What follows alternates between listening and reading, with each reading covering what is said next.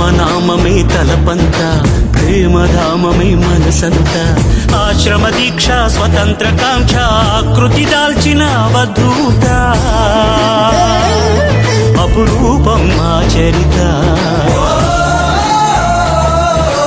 కర్మయోగమే జన్మంత, ధర్మక్షేత్రమే బ్రతుకంత. సంభవామి అని ప్రకటించిన నాటి కృష్ణ భగవద్గీత.